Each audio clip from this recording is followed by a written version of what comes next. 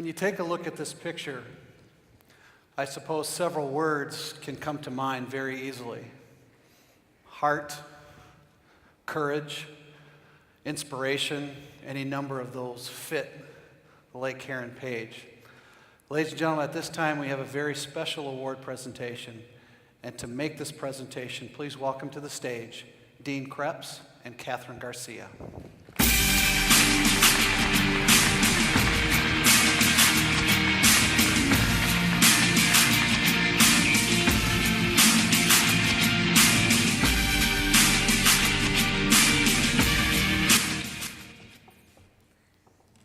It is our privilege to present the first annual Karen Page Courage Award. Coach Karen Page is a former women's tennis coach who lost her brave battle to cancer in the summer of 2009. Through this 5-year battle and its exhausting treatment, KP, as her players and other Hope athletes called her, never stopped coaching and encouraging. In her last season at the helm of the Flying Dutch and amid her final months with us, her team won the MIAA championship, her 4th in 12 years. Coach Page's hallmarks were her positive energy, enthusiasm, and passion, both on and off the court. She touched many lives around her for the better, and the recipient of this award in her name has done the same. I was blessed to be able to play for Coach Page for 2 years, and I am honored to be here to present this award in her memory. The award goes to an individual in Hope Athletics who exhibits the courage and tenacity to continue play and compete despite overwhelming adversity. I met the recipient of this award for the first time almost 5 years ago. He was a gangly kid out of Detroit that wasn't sure where the next phase of life would take him. He visited Hope with his mother, Flora, and his sister, also named Flora. His mother basically chose Hope College for him. We promised we would do everything in our power to make sure that her son would leave Hope College in 4 years with a degree in his hand, and that convinced her that Hope was the place for her son to be. Since that visit, our award winner has lost his mother when he was a freshman. He lost his father when he was a junior. His mother's dream will be realized on May 8th when he graduates from Hope College with a bachelor's degree in communication and English. He has persevered where lesser men might have failed. When I think of his parents, I think of Proverbs 22:6 that says, "Train children how to live right, and when they are old, they will not change." Let's take a look at the video. To me, courage is to have the idea or just the motivation to do something bigger than what you're seeing, bigger than your surroundings, bigger than what you're used to. So just to have that idea that you can do it is courage itself.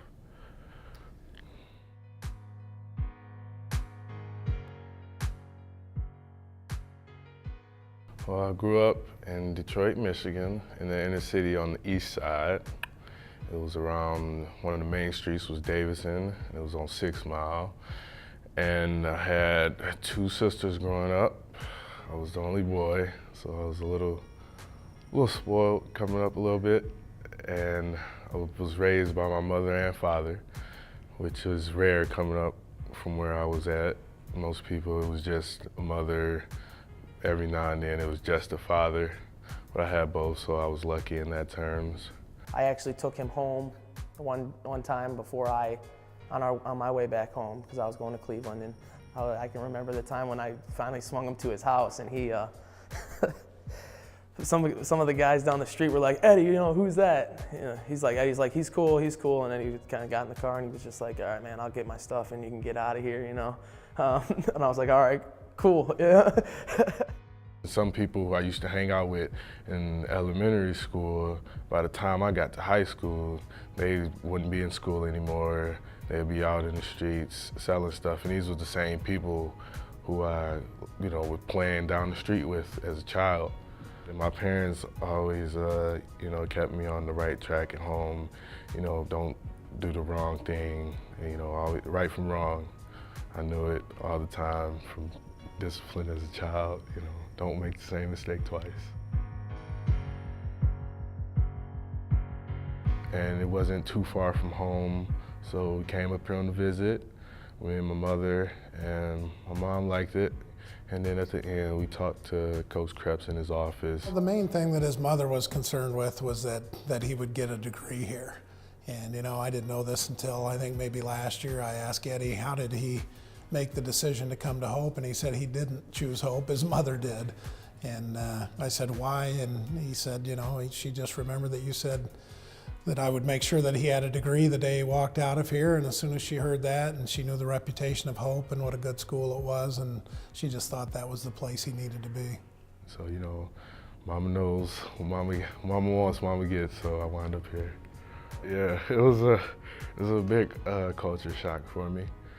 But one thing I did love about it was the cleanness of the place and everything. It was really nice. It was, you know, flowers. Everybody's grass was cut. You know, it was real nice, and that was pleasant. You know, and people. You know, you walk past someone and, hey, how you doing? You know, you don't never even seen the person before, but it was just a real friendly environment as to opposed to where I was coming. It wasn't, hey, how you doing? This, don't look at me wrong, or you know. So it was good.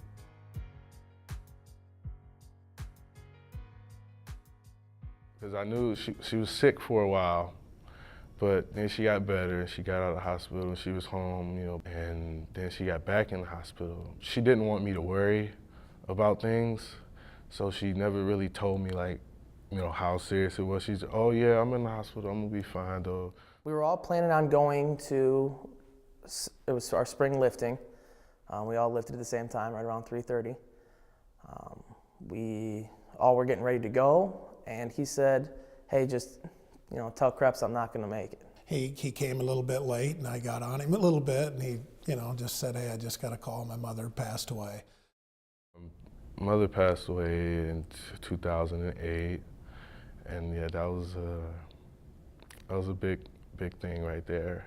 She always told me, you know, no matter what the situation may seem, things gonna always be okay. So I just took that and rolled with it. Even though things bad, I know it's gonna be okay somehow in the future. So quitting wasn't an option.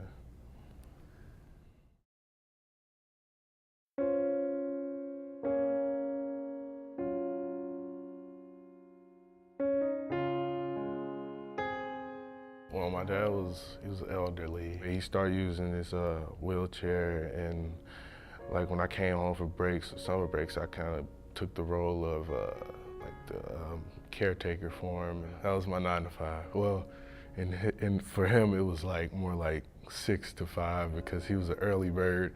Even though he was sick, he'd still get up the crack of dawn, and you know me, I'm trying to sit there and sleep to noon, and he's like, oh no, time to get up and go, you know. So I got a call from him like the day before we left on the road. He was sounded really bad, he was really sick, and he was just on the phone, you know, telling me, you know, come on home, you know, just come on home in this raspy voice. And then, you know, I'm like, I'm gonna be there, you know, I'm gonna be there. And then we got to the hotel, and then I got the call and found out about that. But like, I wanted to tell my coach and everything at the time, but it was hard for me to like just physically say it. So I didn't wind up telling him until like a few days later, because it was for a while, it was just hard for me to just come out and like say it. But then that's how that one happened. And then I went home right after the game, right after we came back from the road trip.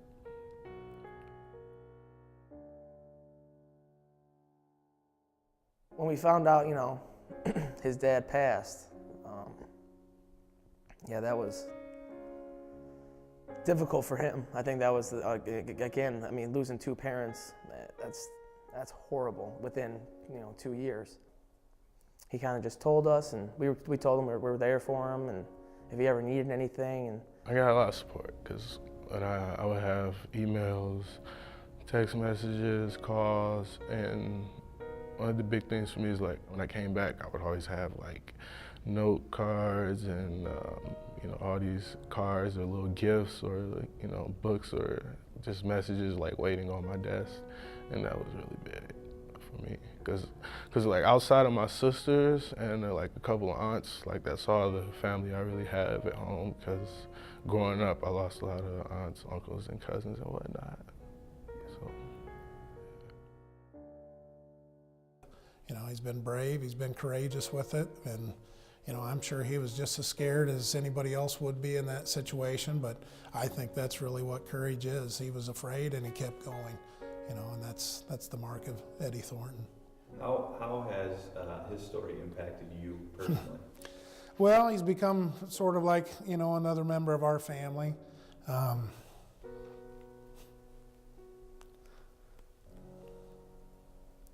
And the biggest inspiration for us as the team is how he kept moving forward and kept doing the things that he needed to do and doing the things that he wanted to do and getting over things that aren't that easy to get over. I mean, when he lost his dad, we were in the heat of us starting. We were ready to go, me and him, and the rest of the guys. And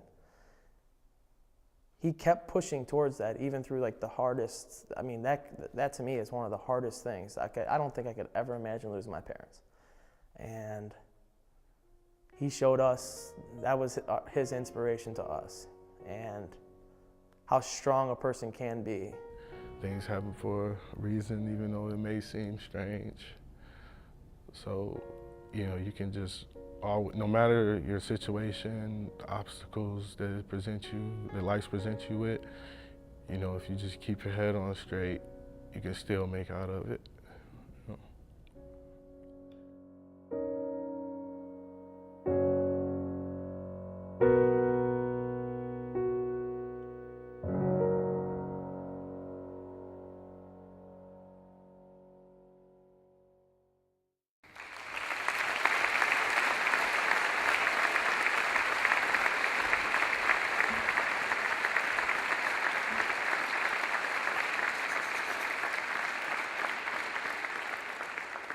Ladies and gentlemen, the 2011 Karen Page Courage Award goes to Eddie Thornton.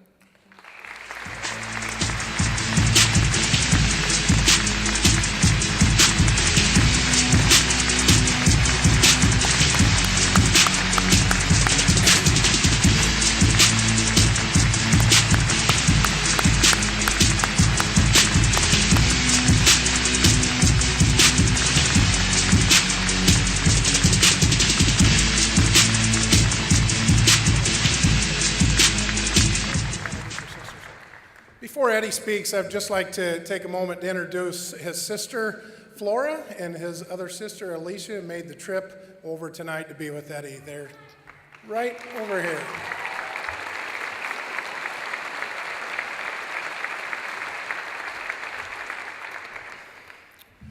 I want to thank everybody for coming out, and I think everyone in here has some courage in them, so I'm just going to leave you all with a few reminders tonight. Remember to tell someone you love them every day. Remember to smile every day. Remember to give thanks every day. And remember to give someone a hug, a kiss, a fist pound, dap, high five, peace signs, whatever it is you do, just remember to do it every day.